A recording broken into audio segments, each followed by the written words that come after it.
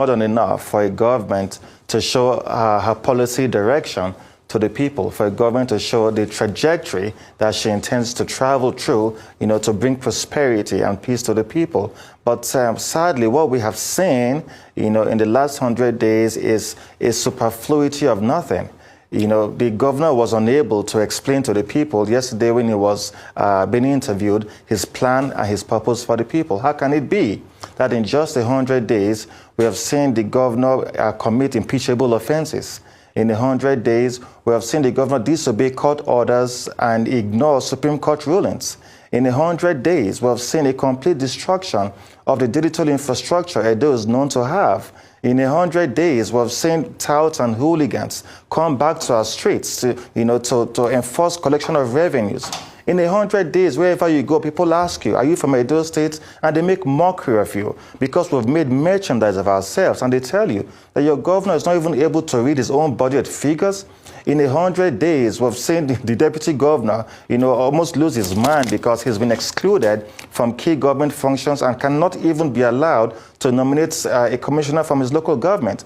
In 100 days, we've seen the governor appoint majorly people from his own local community. And Edo people are saying this is extreme ethnocentric chauvinism, syphilitic parochialism, and epileptic nepotism, if you allow me to borrow the words of Patrick Obahegbon.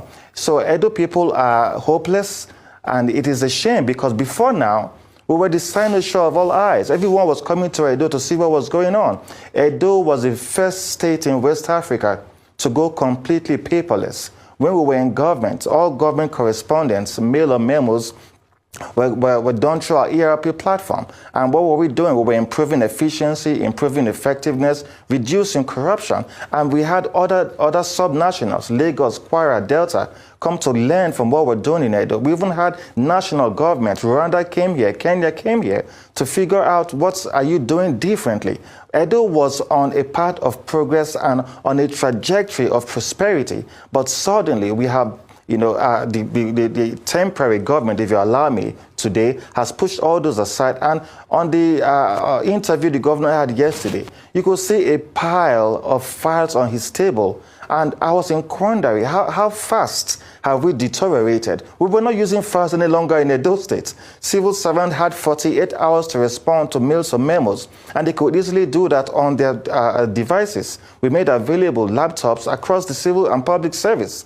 How come is it that Edo now, nobody's talking about us in glowing terms any longer, but we've made mockery of ourselves, and they're making mockery of governance? What you just saw just now was skit making. Is that what Edo is now known for, content creation? When the people are yearning for development and they're wondering. Edo people used to be so proud of the government we had in Godwin Obaseki. If it came to digital transformation, Edo was #1. If it came to improving a procurement process, Edo was #1. In terms of transparency, we were #1. We had archived 20 million files in our database, such that if you from 1999 till we left government, any information you want about Edo State, we had it in our database. We had laid over 2,000 kilometers of fiber optic cables connecting all 18 local government councils in the state. We were the first state to ever have a Tier 3 data center, that even some national governments do not even have. So Edo was different. You see, people generally agree that although Edo was in the same physical, geographical location as Nigeria, we're not at the same developmental space as Nigeria. We were going far above what you could normally expect of a subnational in Africa. But suddenly, how can it be that the present Edo State government has given the enforcement or collection of revenues from market women or bus drivers and small businesses to touts and hooligans and lunatics? How can it be that a state is now giving statutory functions of revenue collection to third parties? That is illegal and unconstitutional. And these are the issues that really bother the people. The people are saying that in education, what's your plan for education? The governor showed us 3 classroom blocks that he had been able to construct in 100 days. I was not expecting to see projects, very honestly, but we were expecting to see a policy direction. We're expecting to understand the trajectory of this government. Can the governor even come to express himself to the people? Let's understand the quality of your thoughts if you must lead us. And that is why the people are hopeful that the judiciary will stand up to the occasion and do what is right and give Aswan Ighodalo, who truly won the highest number of lawful votes, his mandate back. Very, interesting point that you've made there this afternoon. And just to reiterate what you had said earlier, many do believe that the first 100 days of an administration are often symbolic, filled with high expectations, but not always yielding tangible results. And others argue that it's an essential period for setting a clear governance direction. Now, if we look at the Okpebholo administration, he did inherit both the successes and the unfinished business of the previous administration, and transitioning into governance in itself can be a complex process, often filled with unforeseen challenges. In your view, what have been the most significant obstacles that you see faced by the administration so far? How effectively do you think that they've been handled? And do you think that the governor's policies and early decisions provide a strong indication of the administration's long-term vision for Edo State? You did mention a few things, even including the pains and agony that the market women and the rest of those sectors are crying out about, the frequent taxation, for example. What do you think that those challenges are, and how much of an indication are we seeing for his long-term vision for Edo State? Well, thank you. At the twilight of our government, we made a transition report, and we made it available to the succeeding government. We wanted to have an avenue where we could cross-pollinate and share ideas. This is where we are as a state. These are our assets and liabilities. These are ongoing projects. And we also wanted to give suggestions to those who were coming after us on how they could travel along that same journey of progress. We left, an asset of about 970 billion naira for the succeeding government.